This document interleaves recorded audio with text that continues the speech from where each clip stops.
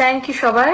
আহ, এত এত কষ্ট করে যে আপনারা এসেছেন, এত কাজ যে করছেন। 17 বছর পর বিএনপির ভারপ্রাপ্ত চেয়ারম্যান তারেক রহমান তার মেয়ে জাইমা রহমানকে সঙ্গে নিয়ে দেশে ফিরছেন আগামী 25 ডিসেম্বর। দেশে ফেরার আগে দাদি বিএনপির চেয়ারপারসন বেগম খালেদা জিয়া এবং বাংলাদেশ নিয়ে সামাজিক যোগাযোগ মাধ্যমে আবেগঘন একটি পোস্ট করেছেন জাইমা রহমান।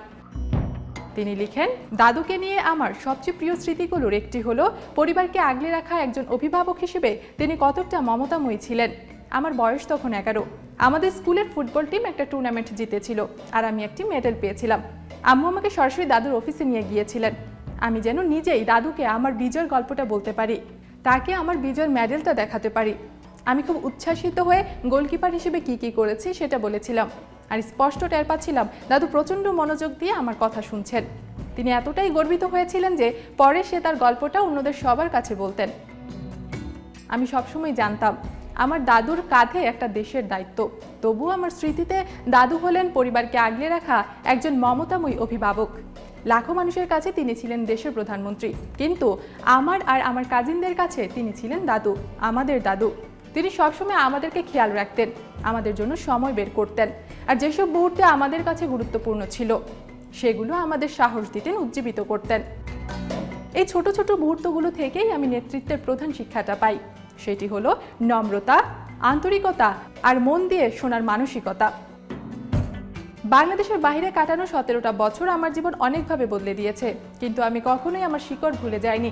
কারণ আমাদের সত্তার যে ভিত্তি, আমাদের যে সংস্কৃতি এবং মূল্যবোধ, সেটি আমাদেরকে মানুষ হিসেবে গড়ে তোলে, পরিচয় বহন করে।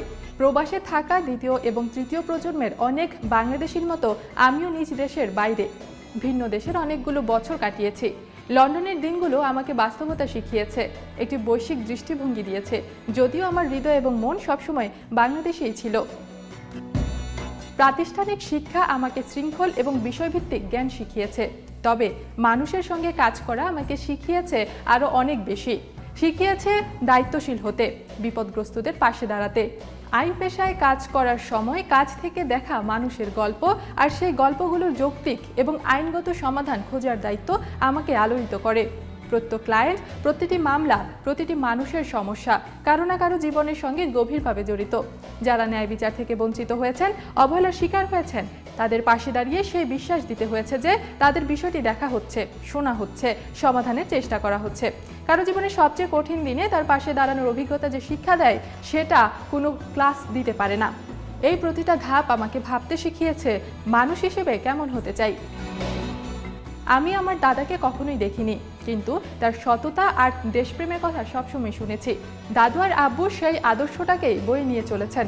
24-এর গণঅভ্যুত্থানের সময় এবং 5 আগস্টের আগে ও পরের সময়টাতে আমি যতটুকু পেরেছি নৈপথ্যের থেকে সাধ্যমতো ভূমিকা রাখার চেষ্টা করেছি। অধিকাংশ সময় বলেছি কম, বরং শুনেছি বেশি।